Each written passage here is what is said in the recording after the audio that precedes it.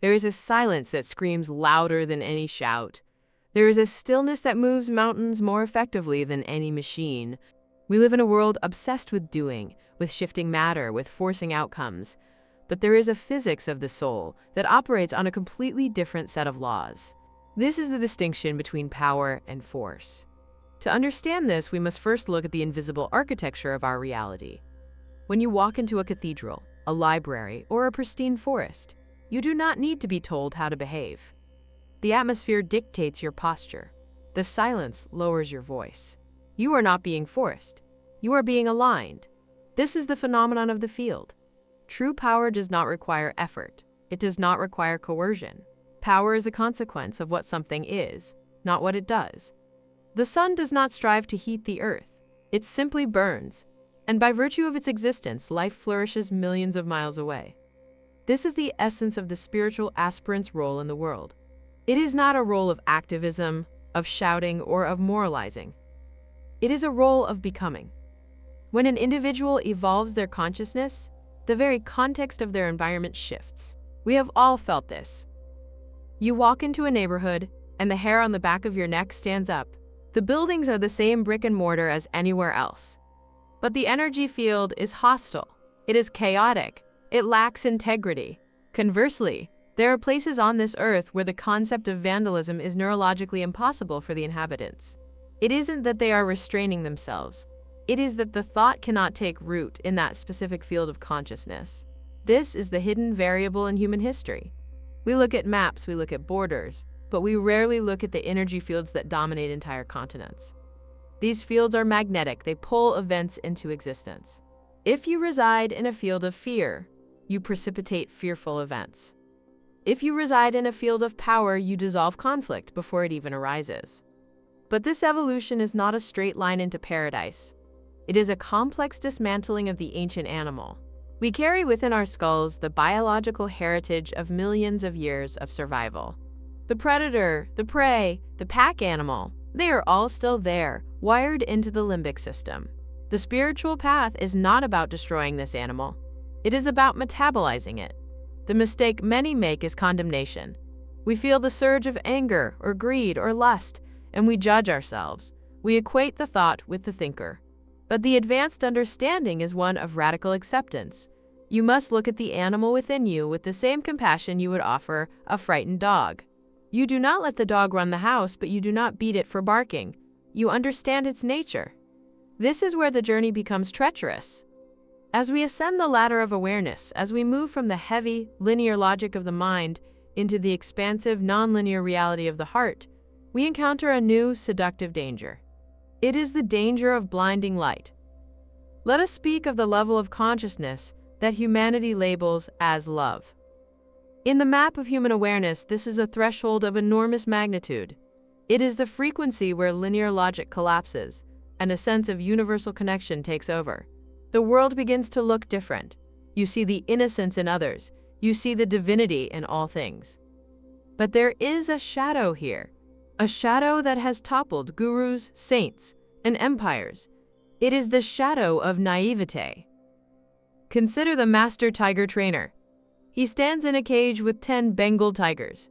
These are apex predators, machines designed by evolution to kill with perfect efficiency. The trainer loves them. He does not just like them, he adores them. He sees their soul. And because of this profound field of love, the tigers align with him. They move in unison. They do not attack. The power of his presence overrides their instinct.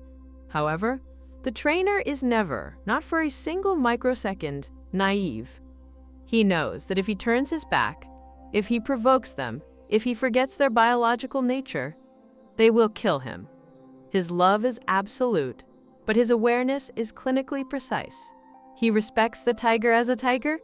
He does not project a human fantasy onto a wild beast. This is the failure of the modern spiritual seeker.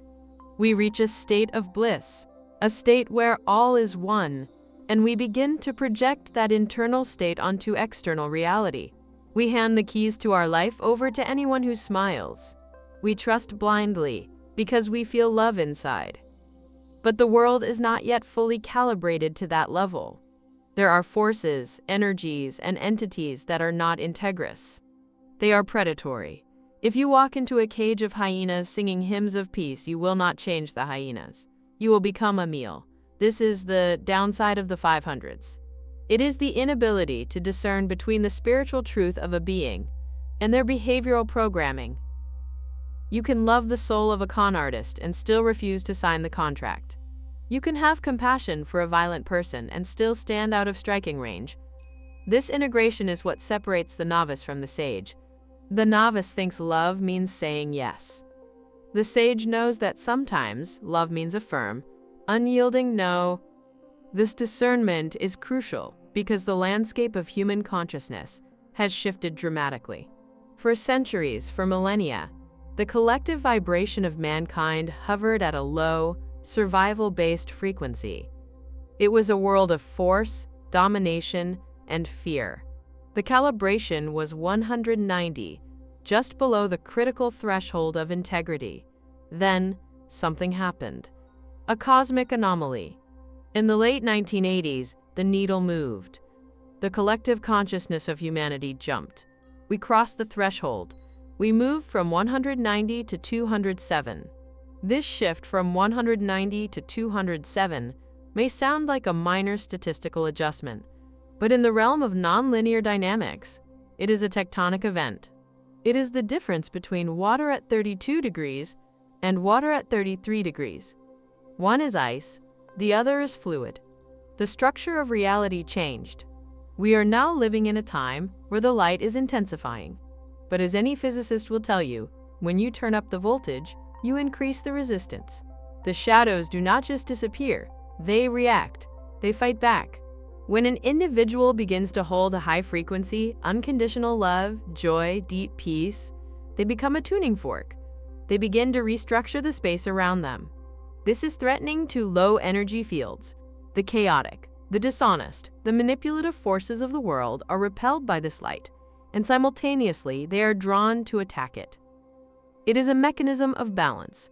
The old energy does not want to die. It wants to maintain its control. Until recently, negativity dominated this planet. It was the status quo. Now it is losing its grip, and like a cornered animal, it is lashing out. This is why we see so many spiritual leaders fall. They reach a high state of awareness, but they lack the grounding to handle the backlash. They become prideful, or they become naive. They think their holiness makes them invulnerable. They forget the tiger. They forget that there are energies that actively oppose spiritual truth. To navigate this era, one must become a warrior of the spirit. This is not a warrior who fights with weapons, but one who fights with discernment. You must understand that your energy is a currency. It is the most valuable commodity in the universe. Everyone wants it. The media wants it. The politicians want it. The marketers want it. And dark, unconscious forces want it. If you are open to everything, you are safe from nothing. The spiritual aspirant must learn to seal their field. You must learn that everything in the world serves you, even the negativity. The negativity serves as a contrast, a teacher, a weight against which you build your spiritual muscle.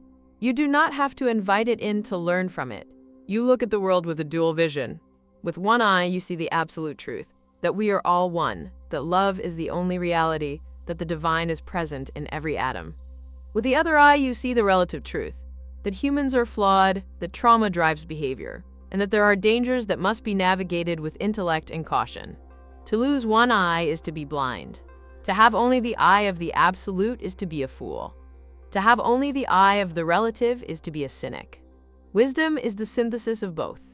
We must address the mechanics of this attraction. Why does the innocent, loving person often attract the most deception? It is because innocence is often mistaken for weakness by the predatory mind. The predator scans for lack of boundaries. The nice person, the one who is desperate to be seen as spiritual, often dissolves their boundaries in the name of oneness. They believe that to judge is a sin. But discernment is not judgment. Judgment is emotional. It says you are bad. Discernment is factual. It says you are dangerous. You must give yourself permission to see the darkness. You must give yourself permission to acknowledge that not everyone has your best interests at heart. This does not lower your vibration, it protects it. Think of the immune system. The body does not hate the virus. It simply recognizes it as not self and removes it. If the body decided to love the virus and let it multiply, the body would die. Your spiritual field requires an immune system. That immune system is truth. The truth is, we are in a transition period of history. The old structures are crumbling. Not just political structures, but structures of thought. The energy that dominated until the late 80s is being flushed out. This is why the world looks so chaotic right now. It is a healing crisis. When you detox the body, you feel worse before you feel better. The toxins must enter the bloodstream to be eliminated. We are watching the toxins of humanity enter the bloodstream of the media and the collective mind. It looks like things are getting worse, but they are actually being exposed. They are being brought into the light of awareness. Your job, your only job, is to hold the center. It is to be the eye of the storm. You do this by understanding the physics of potential. You do not have to do anything to save the world. The vibrational rate of one person living in a state of true, authentic optimism and forgiveness counterbalances the negativity of thousands who live in despair. This has been measured. This is the power of the field. But you cannot hold this field if you are drained by naivete. You cannot lift the world if you are constantly being pulled down by engagements you should have avoided. The tiger trainer leaves the cage and locks the door. He does not bring the tiger into his bed, he honors the boundary. So what is the practical application of this for you, today, in this modern, noisy world? It begins with the cessation of self-condemnation. You must stop fighting your own history.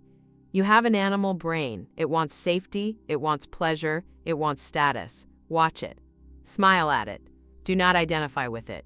You are the witness of the animal, not the animal itself. Then, you must cultivate a holy skepticism. When you encounter new energies, new people, new teachings, test them. How do they feel in your body? Do they empower you, or do they make you dependent? Do they speak of freedom, or do they speak of obligation? The energy of truth is always empowering. It creates clarity. The energy of falsehood creates confusion and a drain on your vitality. You know this instantly. It is the hair on the back of your neck. It is the sudden drop in stomach energy. Trust that. That is your biological radar, honed over millions of years, trying to save your soul. We are walking a razor's edge. On one side is the abyss of cynicism, where we close our hearts to protect ourselves. On the other side is the swamp of sentimentality, where we drown in a foolish, undiscriminating openness. The path is in the middle. The path is the warrior sage, the one who loves deeply but carries a sword. The sword is not for killing, it is for cutting the cords of illusion. It is for drawing a line in the sand that says, here, only truth may enter. As we move forward into this new epoch of consciousness, your presence matters more than your actions. Who you become changes the world. If you become a vessel of integrous, wise, discerning love, you become a safe harbor in a storm. You become a localized field of peace that affects your family, your town, perhaps even your continent. But you must survive to do so. You must be smart. You must be awake. Do not deny the existence of the dark. Acknowledge it. Respect its capacity to destroy. And then, with the full power of your being, choose the light. Not blindly, but with eyes wide open. This is the difference between being a victim of the world and being a light of the world. The choice is made in every interaction, in every thought, in every moment of discernment. The power is yours. It always has been. But power without wisdom is merely force waiting to run out of fuel. True power is eternal, because it is backed by the very structure of the universe itself. Be the power.